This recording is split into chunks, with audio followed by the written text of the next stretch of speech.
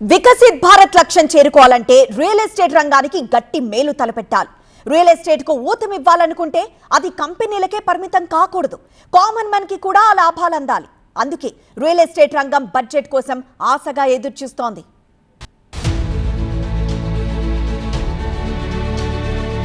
ఇల్లు కట్టి చూడు అంటూ ఒక సామెతుంది. ఇల్లు కట్టడం ఒకప్పుడు చాలా కష్టం. కానీ మారిన కాలంలో సొంత ఇల్లు సాకారమవుతోంది. హౌసింగ్ విభాగంలో రుణ లభ్యత పెరగడం, ప్రైవేట్ రంగం విస్తరించడంతో రియల్ ఎస్టేట్ రాకెట్ స్పీడ్ ని అందుకుంది. మన దేశంలో ఇప్పుడు నగరాలు విస్తరిస్తున్నాయి.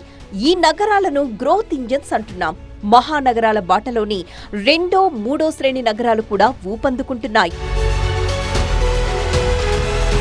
2025లోనే రియల్ ఎస్టేట్ రంగంలోకి 1.3 లక్షల కోట్ల రూపాయల విలువైన పెట్టుబడులొచ్చాయి.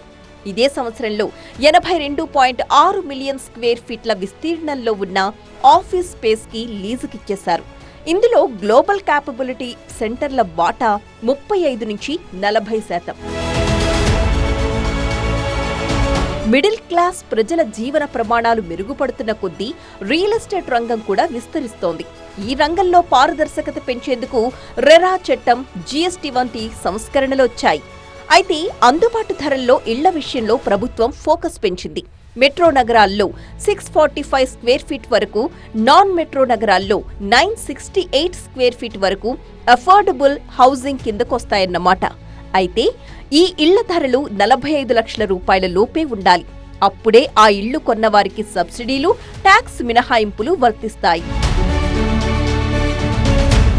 అయితే ధరలు పెరిగిన పరిస్థితుల్లో మెట్రో నగరాల్లో అఫోర్డబుల్ హౌసింగ్ విలువను 75 లక్షల నుంచి 85 లక్షలకు పెంచాలని రియల్ ఎస్టేట్ రంగ ప్రముఖులు కోరుతున్నారు. నాన్ మెట్రో నగరాల్లో ఈ విలువ 60 నుంచి 65 లక్షలకు పెంచాలని డిమాండ్ చేస్తున్నారు. ప్రభుత్వం బడ్జెట్లో ఈ ప్రతిపాదన ప్రకటిస్తే రియల్ ఎస్టేట్ రంగంలో ఇదొక గేమ్ చేంజర్ అవుతుందని చెబుతున్నారు. అలాగే క్రెడిట్ లింక్డ్ సబ్సిడీ స్కీమ్ ని ప్రభుత్వం మళ్లీ తీసుకురావాలని డిమాండ్స్ వస్తున్నాయి. ఇక హోమ్ లోన్లపై ఇంట్రెస్ట్ డిడక్షన్స్ పరిమితి కూడా పెంచాలని మేడం ని మిడిల్ క్లాస్ కోరుతోంది. ఈ డిడక్షన్ ని ఇప్పుడున్న 2 లక్షల నుంచి 4 లేదా 6 లక్షల రూపాయల వరకు పెంచాలని ఇండస్ట్రీ కోరుతోంది. పీఎం ఆవాస్ యోజన సబ్సిడీ కూడా పెంచాలని విజ్ఞప్తులు వెళ్లాయి.